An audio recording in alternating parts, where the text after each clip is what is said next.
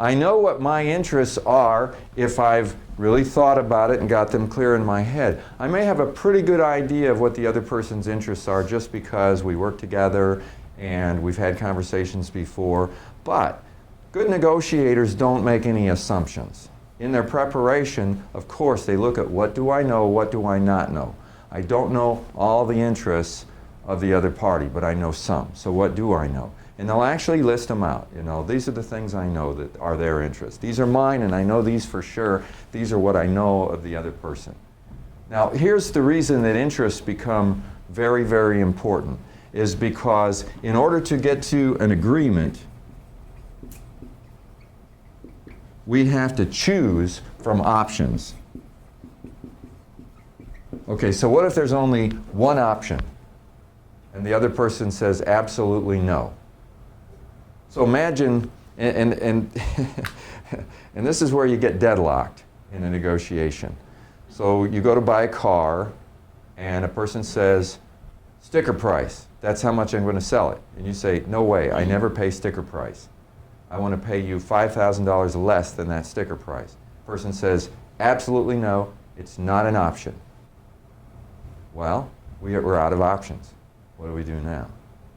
Okay, so good negotiators back up, because the way you find more options, see, a good negotiator says, there are more options, we just don't know what they are.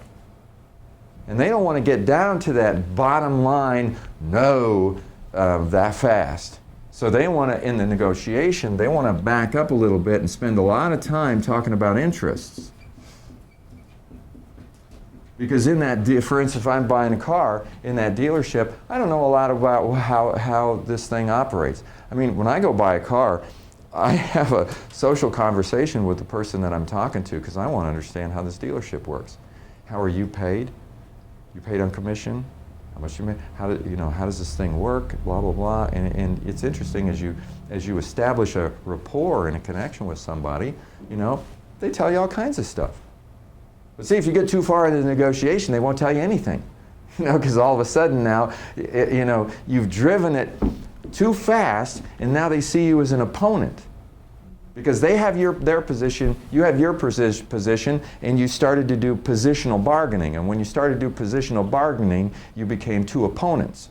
And as soon as that happens, they're going to be more tight-lipped in terms of telling you information. And that's why it's so important at the beginning of the negotiation, you're not negotiating at the beginning. That comes later. At the beginning, all you're doing is having a conversation. Interests. Why did you walk into the dealership today? You know what, I'm interested in this, I'm interested in that. I would really like to get a car that's this, good gas mileage, whatever.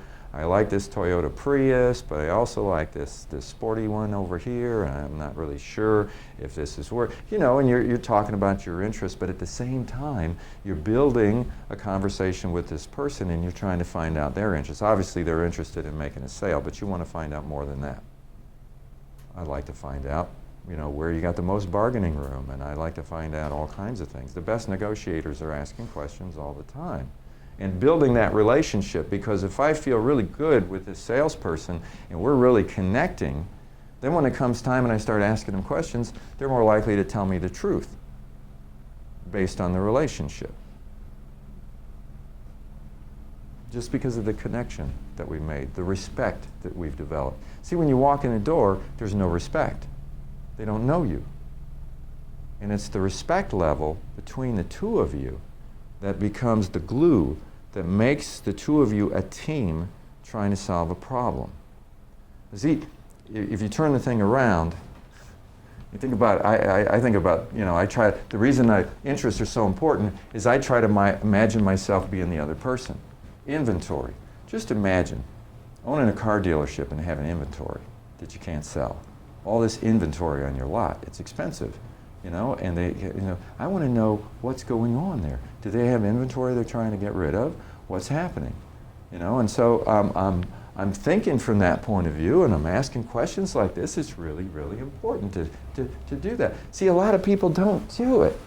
They think that, okay, it's a negotiation, we got a problem here, we need to work it out. They come together, they start arguing over the problem, defensiveness comes up, all this kind of stuff, and then it gets derailed.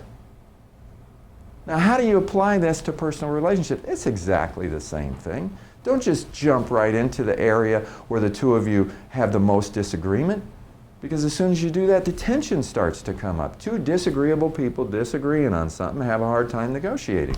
It's called positional bargaining. I have my position, you have your position. Positional bargaining generally ends up in a deadlocked negotiation attempt.